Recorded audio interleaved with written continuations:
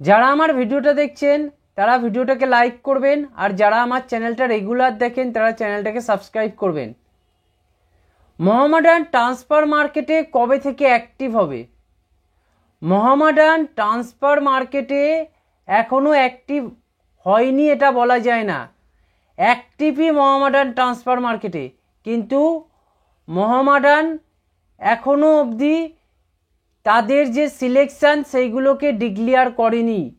কেননা মোহামেডানের একটা মিটিং হওয়ার কথা আছে, যেই মিটিংটা হওয়ার পরে মোহামেডান কিন্তু ফাইনাল ডিসিশানে যাবে। বিশেষ করে এই আইএসএল চলাকালীন মোহামেডান তাদের মিটিংটা সেরে নেবে, কেননা আইএসএলের যে প্লে অফটা আছে সেই প্লে অফের ম্যাচগুলো হতে হতেই মোহামেডানের মিটিংটা হয়ে যাওয়ার কথা আছে।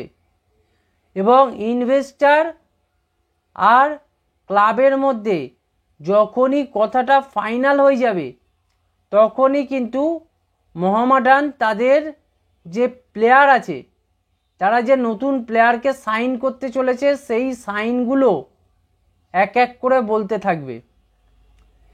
কিন্তু মোহামেডানের এই ইনভেস্টারের সাথে এবং মোহামেডান ক্লাব কর্মকর্তাদের সাথে মিটিংয়ে একটা গভীর মিটিং হতে পারে, কেননা এই মিটিংটা অনেক কিছু জিনিস কিন্তু ঠিক করবে।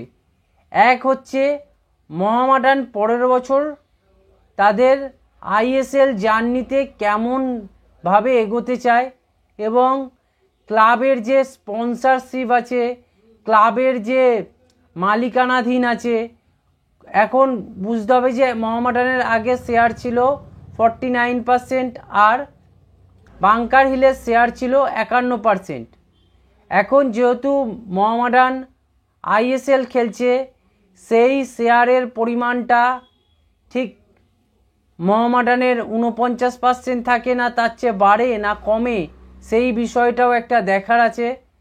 এই সব জটিলতা আছে মোহামেডান ক্লাবের ভেতরে, এইগুলো ফাইনাল করতে একটু টাইম লাগছে। তাই মোহামেডান কিন্তু ট্রান্সফার মার্কেটে অ্যাক্টিভ থাকলেও তারা কিন্তু নিজেদের যে প্লেয়ারগুলো তারা সিলেক্ট করেছে সেগুলোকে বলতে পারছে না।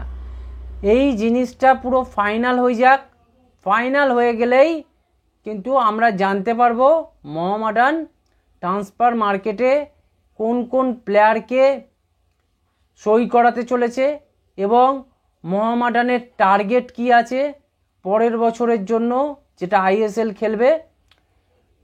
সেই জিনিসগুলো পুরো ক্লিয়ার হয়ে যাবে। তাই আমি সমর্থকদের বলবো আপনারা একটু ধৈর্য ধরুন।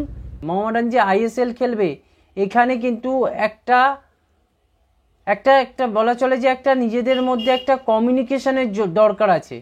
সেই কমিউনিকেশনটা খুব ভালো হতে হবে, এবং তাই জন্য তাদের যে ইনভেস্টার এবং ক্লাবের মধ্যে যে সম্পর্ক আছে সেই সম্পর্কটা যাতে খুব ভালো থাকে তার জন্য একটা খুব ভালো বৈঠক হওয়ার দরকার আছে।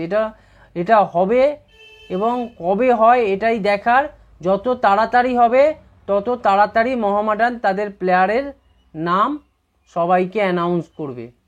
বেশ কিছু প্লেয়ার, বিশেষ করে আমার তো মনে হয় 7-8টা প্লেয়ার তো মিনিমাম মোহামেডান নেবে, আর বিদেশি তো মিনিমাম 3টে বিদেশি তো মোহামেডান নিচ্ছেই। তো বেশ ভালো টিমই মোহামেডান বানাবে, কিন্তু আপনাদের একটু ধৈর্য ধরতে হবে সব ব্যাপারটা জানার জন্য। তো এই ছিল আজকের ভিডিও। আপনারা চ্যানেলটাকে সাবস্ক্রাইব করুন, ভিডিওটাকে লাইক করুন, ভিডিওটাকে শেয়ার করুন।